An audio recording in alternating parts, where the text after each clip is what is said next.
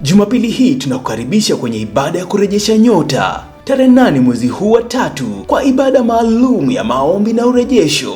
Ibada itaanza mwendo wa saa 1 asubuhi. Njoo upate maombi, urejesho na baraka zako zirudishwe. Usikose. Na Mungu ananiambia walikunyang'anya nyota yako. Hakika ya leo, tarehe hii ya leo, asubuhi ya leo, nataka nikutenganishe na ile mwamba, roho ya umaskini. Nataka nikutenganishe na ile roho ilisaliwa kwenu ya umaskini. Nataka nikutenganishe na ile roho iko kwa wazazi wako, ile roho imemea kijijini kwenu. Nataka kuiambia enough is enough. Lazima nikutoe pale kwa jina la Yesu.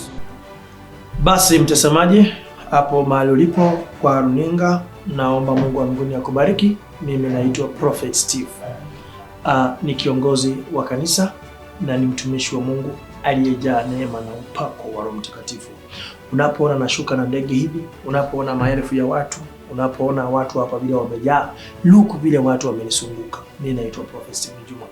Na Mungu amenipa neema ya kutoa uchawi. Mungu amenipa neema ya kubomoa madhabahu yote ya wachawi na waganga. Wana vile watu wamejaa. Thousands of people wanashuhudia matendo ya Mungu. Basi nachukua nafasi hii kukaribisha saa hii wewe unaniona kwa runinga. Jumapili hii niko nayo.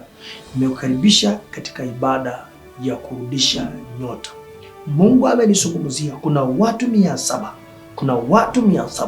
walichukuliwa nyota zao na wachawi, walichukuliwa nyota zao na waganga, walichukuliwa nyota zao na warogi, lakini masaa yamefika. Sasa nikurejeshie nyota yako ya kazi, nikurejeshie nyota yako ya biashara, nikurejeshie nyota yako ya familia. Now is your time. Usikose ibada hii ya nyota na Mungu wa mbinguni atakubariki. Naitwa Prophet Juma. Umekaribishwa kwa madhabahu. Umekaribishwa. Hii namba unaiona hapa. Nijulishe tu kama uko within Nairobi. Umekaribishwa wewe na ndugu yako pamoja na jirani. Mungu akubariki. Hii tarehe 8. Choma fare, choma shida. Choma fare, choma shida. Safiri tukutane hapa tarehe 8. Wote umekaribishwa. Shalom.